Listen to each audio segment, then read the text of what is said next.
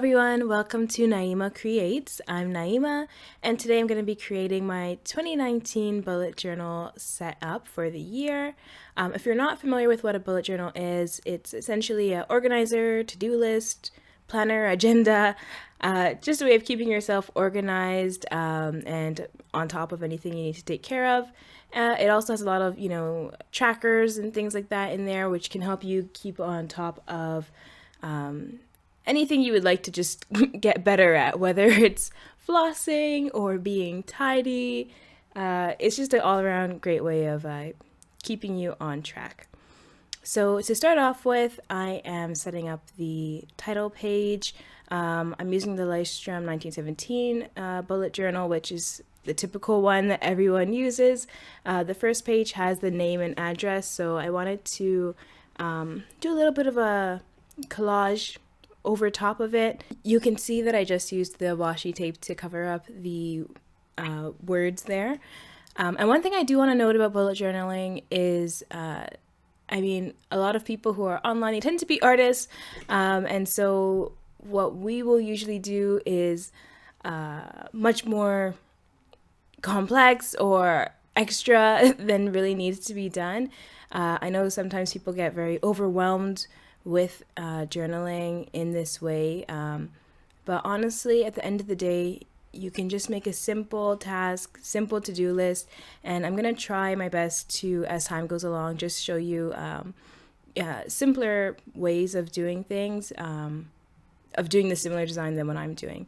What this is right now, you can see I'm using that little cool tape dispenser, glue dispenser thing, but honestly, I just don't have a glue stick. So if you have a glue stick, go ahead. I'm just using tissue paper. Christmas just ended, so you're bound to have a gift. I hope that you can grab some tissue paper from. Otherwise, the dollar store always has a lot. So hopefully you can go from there. So on this next page is the key, basically just to indicate what each little symbol means.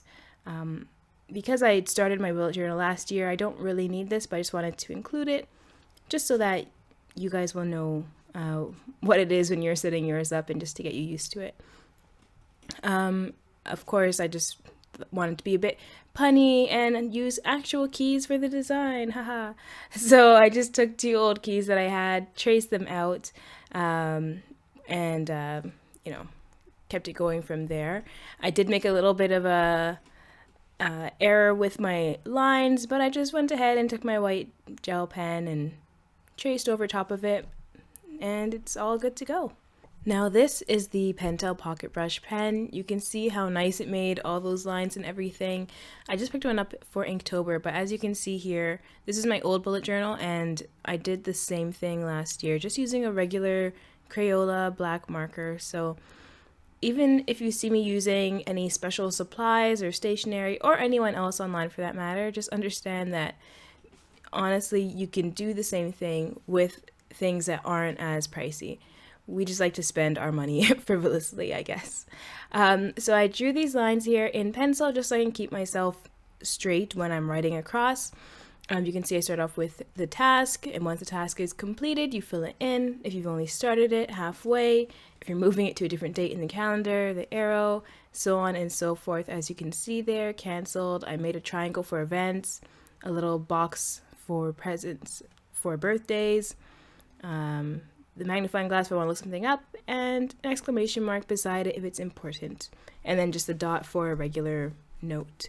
I know some people also use a asterisk for something that's important. It's up to you, and that's really the beauty of bullet journaling, is that as you go along, everything is customizable. So if something's not working for you and you started doing it one week, the next week you can change it. Even the next day, it's not something that you have to be forced to stick to a particular layout or design. You can change things as you go along. I know for me last year, I started off and I started making things very complicated for myself, and there was a month where I basically just stopped using it altogether. And then I brought myself back on. I just simplified things, and it was much more helpful.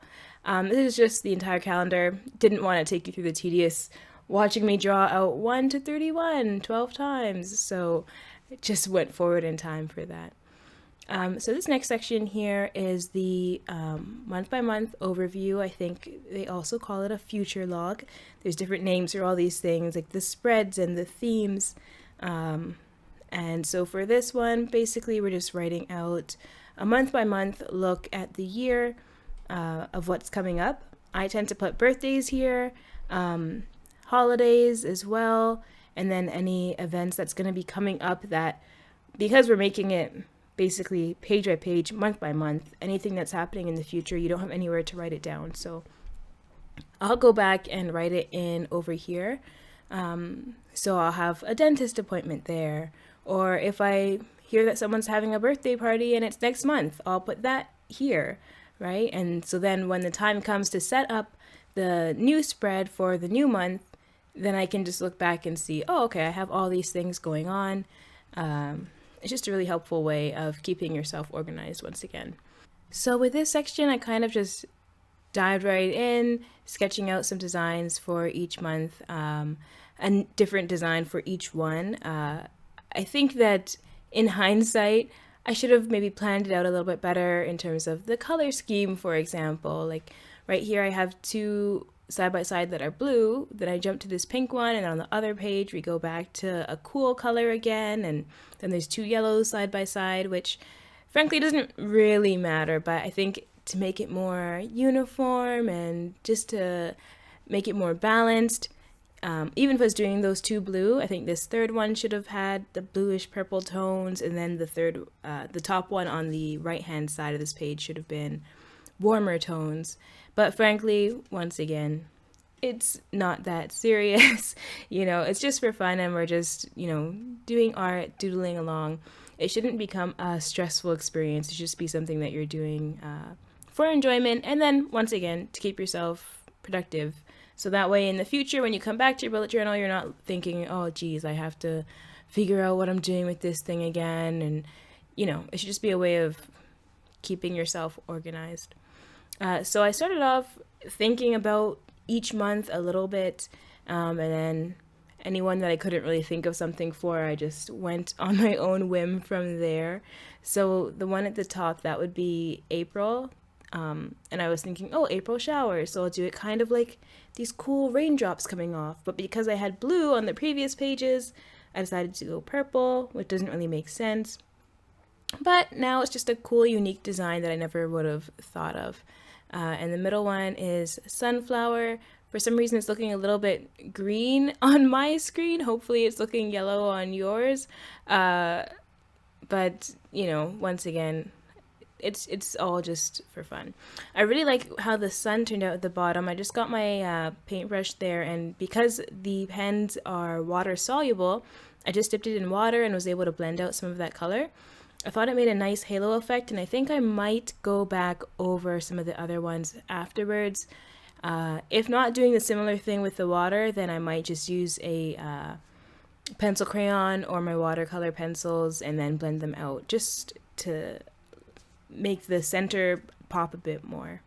I felt like March was looking a little bit off, so I went back in and added a little bit of green leaves in behind it. And for this setup, I did the same thing on the next page. Of course, there's 12 months, so I had to go ahead and stretch that out. For this one, it was kind of like a palm tree inspired vibe, as if the leaves were all folded over each other. You'll see that I go back in afterwards with a darker green just to have those lines showing a bit more. For September, of course, I have the apple. The reason why the top one hasn't been done yet is because I wasn't sure what colors I wanted to do, so I figured I'd come back to it later instead of sitting there, trying to figure it out. And also, just given the previous page, I wanted to make sure I wasn't using colors that I was already using somewhere on the page. Just wanted to, let each month stand out on its own and be a little different. So for that one, all I did is I just, drew some lines diagonally from each other, parallel to each other, and then just sporadically colored in different boxes so that it would have this kind of cool artistic checkerboard kind of feel going on. For the pumpkin on the right hand side, as I had finished coloring part of the orange, I realized that a little bit of it had streaked down, but because it's Halloween, I thought that would be a really cool vibe. So I purposely streaked down a few more, which I think you can see there, and that really added to the spookiness of it. I'm sure when October comes around, I'll be happy that I did that.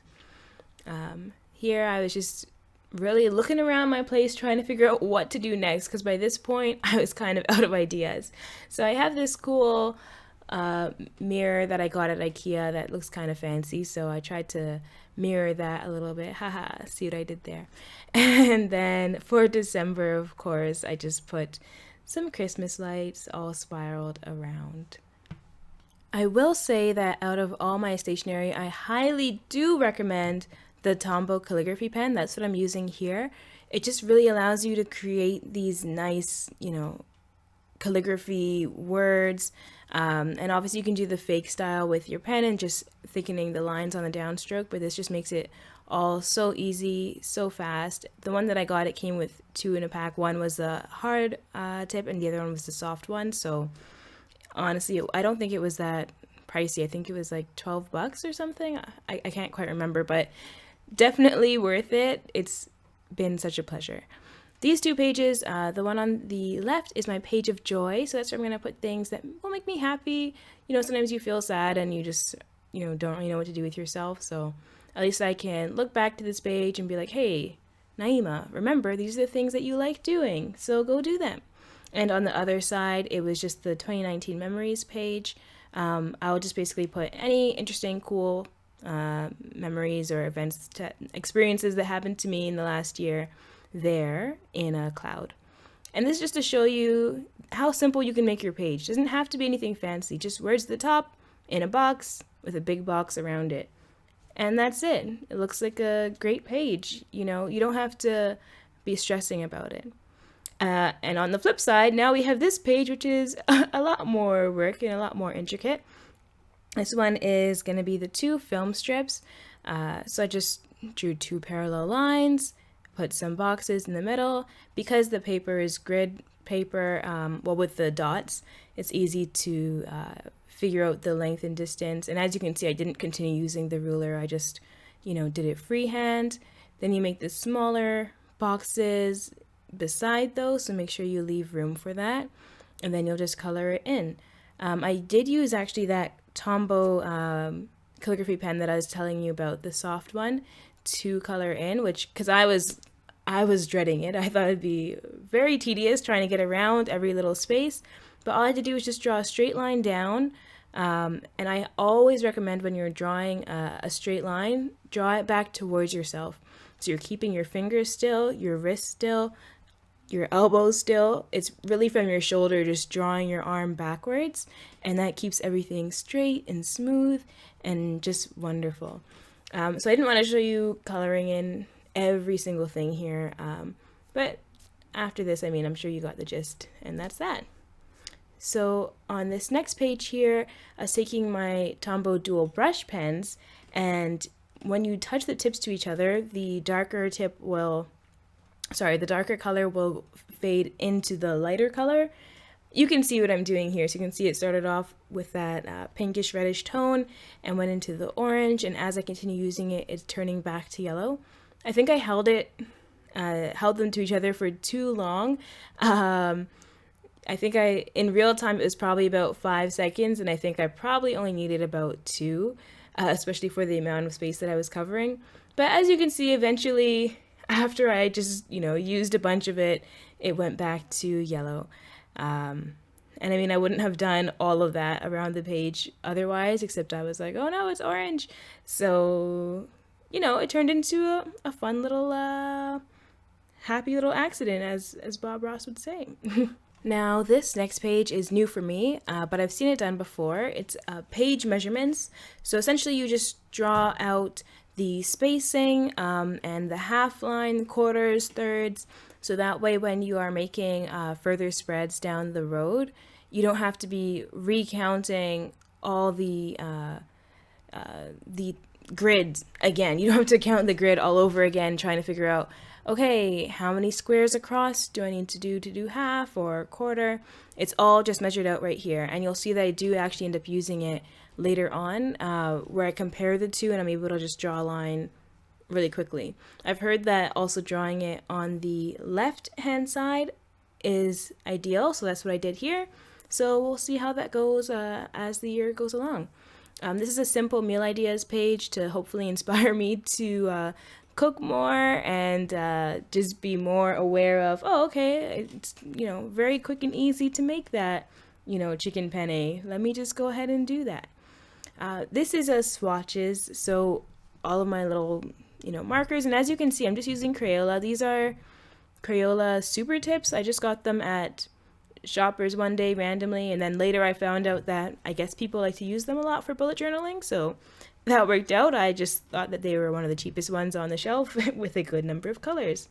Swatching out your pens and your markers really helps, so that way down the road when you're trying to figure out, okay, which shade do I need? It's right here. Plus, how it looks on this paper. It might look a bit different on different paper, so that's always helpful. You can see with the black pens here how I changed the thickness of them, and same with the white ones, just comparing them. I have a Uni-Ball, and then I also have this jelly roll.